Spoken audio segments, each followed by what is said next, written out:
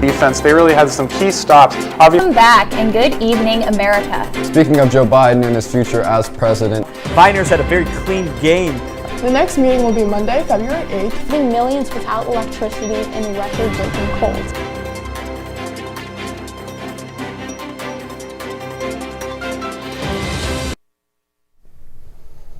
Hi Pioneers, and welcome back to your national news show. My name is Ryan Hess. And I'm Sawyer Brisson. Thanks for tuning in. To kick things off with a little week and sauce in a little pop culture news, there's a huge TikTok trend going around where people are filling LeBron's stretchy toys up with water, then exploding them. But before you ask, it's not just water they're filling them with. New trend shows they're also filling them with milk and exploding them. These toys come out when the new Space Jam movie landed starring LeBron and are considered Space Jam toys. As they say, in any good advertisement is a good advertisement, but this one is definitely a strange one. This past week, the child on the Nirvana Nevermind cover, Spencer Eldon, has sued members of Nirvana under child pornography charges. In an interview, he said, quote, "The picture suggests baby prostitution because I'm chasing a dollar bill," end quote. But if the photo itself isn't sexually suggestive, it can't suggest that the consequence of getting the dollar bill is for sex, or at least that's what the band's attorneys see it. Not to mention that Elder was more than ecstatic to be on the cover only 20 years later, getting "Nevermind" tatted on his chest. Of course, there is irony in this story, and he is now quite actually chasing a dollar. To end off our pop culture segment, let's continue on our update with Kanye, the man, the myth, the person who finally dropped his album. This past Saturday, Kanye finally dropped the well-anticipated album named Donda after his mother. Even though it has 27 songs, the album is a whole under 2 hours. And it is semi-decent to say the least. We will continue to keep you updated with Kanye and Land next week. To get back into some national news, let's start with a man who is finally breaking his silence. The officer who shot Ashley Babbitt during the Capitol riot finally speaks out. Lieutenant Michael Byrd said he opened fire only as a last resort after the rioters failed to comply with his commands. As he says in an exclusive interview with NBC, quote, "I hoped and prayed no one tried to enter through those doors, but their failure is to comply required me to take the appropriate action to save their lives of members of Congress and myself and my fellow officers," end quote. Byrd said that after he heard the radio chatter warning that rioters had breached the building, he rushed inside the chamber and instructed the House members to hide under their chairs to stay away from the doors and windows. He said he told them that pipe bombs had been found in the vicinity of the building and that rioters were using weapons against officers. One of the last things he remembers saying is that you need to gather your gas masks. He gave them one last crucial instruction. He told the House members to take measures to disguise who they were in case they came face to face with the rioters. Having such an in-depth emotional interview was hard for Byrd, as this was the first time he had publicly talked about it. Yet it is important to understand what he was going through firsthand. However, following this, 7 veteran Capitol Police officers who defended Congress during the January 6th attack are suing former President Donald Trump, pro-Trump militias, and other associates, claiming they conspired to violently overturn the results of the 2020 election. Tropical storms continue to raid areas of Tennessee and surrounding states. By the looks of it, it's not going to stop anytime soon. So far, there are at least 60 dead and 50 missing. The search for flood victims is lengthy and ongoing. Of course, like any other news, people took it to the internet. One woman live streamed on Facebook just how bad the floods have actually gotten. For some more insight on adult literacy, let's throw it over to Chase. Thanks, Sawyer. Let's take a closer look into adult literacy. An issue that has now reached our communities in a catastrophic way is adult illiteracy.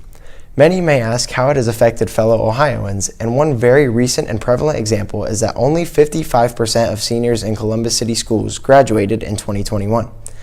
In the United States, literacy rates vary greatly between racial and socioeconomic groups. Even today, minorities are still oppressed by lower literacy levels. Literacy continues to be a mechanism of social control and oppression. On the most recent national reading level assessments, 46% of white students scored at or above proficient. Just 17% of black students and 25% of Latino students scored proficient. This has left us not only with the issue of a low rate of kids with a GED, but also with a growing number of adults without basic reading or writing skills. But the issue doesn't just end with Ohio. Approximately 32 million adults in the U.S. alone cannot read. These children are more likely to get poor grades, display behavioral problems, have high absentee rates, repeat school years, or drop out.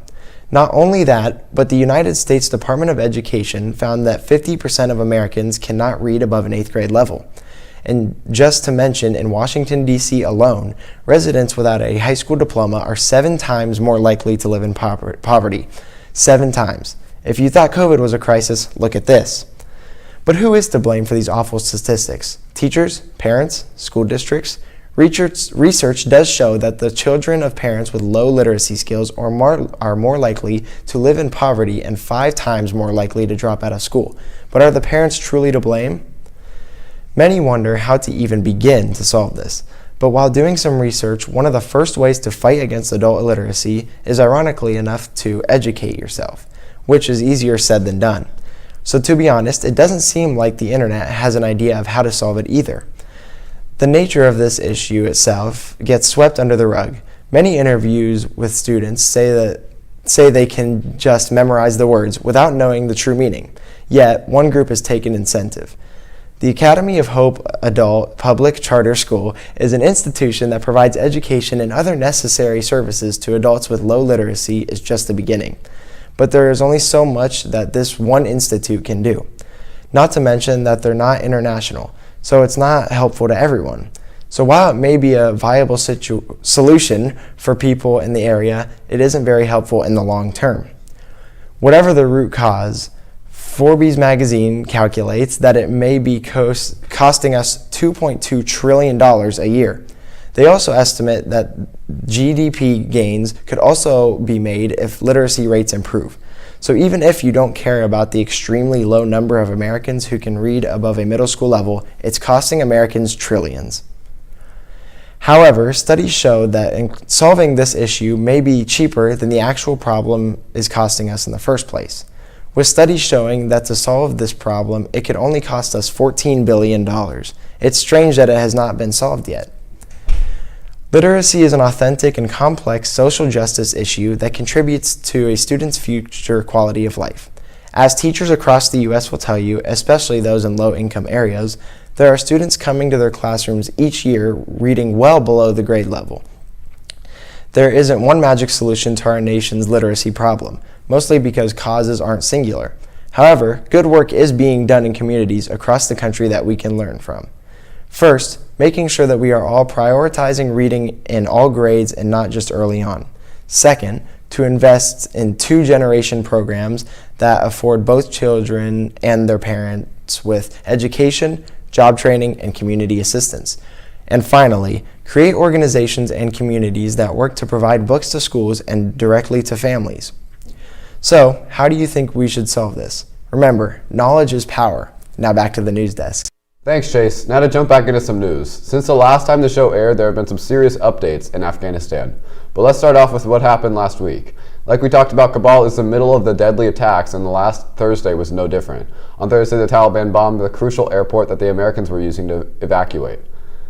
This killed 13 U.S. service members, leaving around 169 people dead. Now for this week. Alrighty, Astroneers, that's all we have for you today. That's right. We'll see you next week with the news. Yep.